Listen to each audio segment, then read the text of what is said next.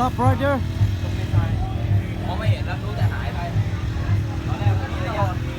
Okay, our top 3 Filipino riders. We have Borong also, McLean Aguilar, and Ralph Ramento. Okay, Borong's riding for Yamaha.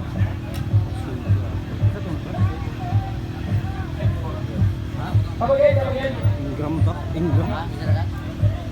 Okay, the top 3 riders from the Philippines. 31, no? 31 of Okay, tampay pa na yung October, no? We have to get top 5 Filipino riders. Top 5 Filipino riders. Okay. So, Joel Evans and Quinton Barra.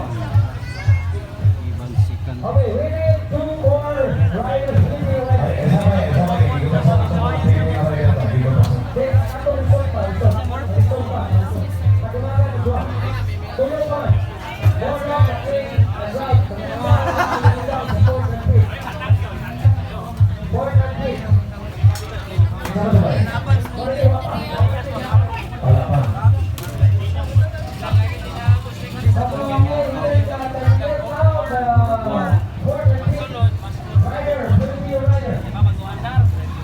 Muna si Ivan Sikan.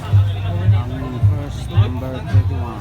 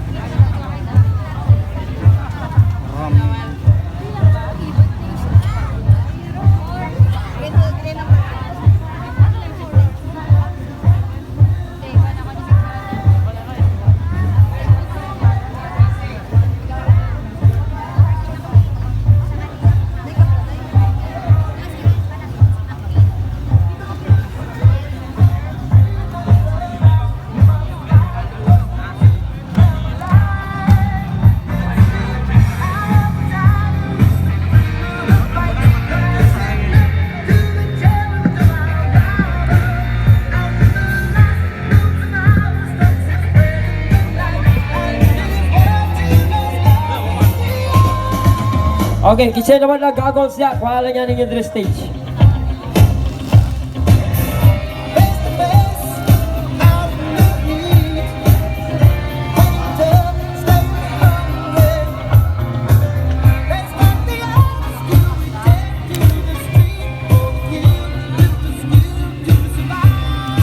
Okay, we need 2 more riders for the Filipino. We have only 3 riders announced. So we have Bornok, McLean Aguilar, and Ralph Ramento. So we need 2 more riders. 5 may pakwa. Okay, nagulat. And again, we would like to thank, of course, the man behind the scene. Hindi po mangyari ang ating FIM kung wala po si Mr. Kurt Matthew Tebes. Can we have a round of applause?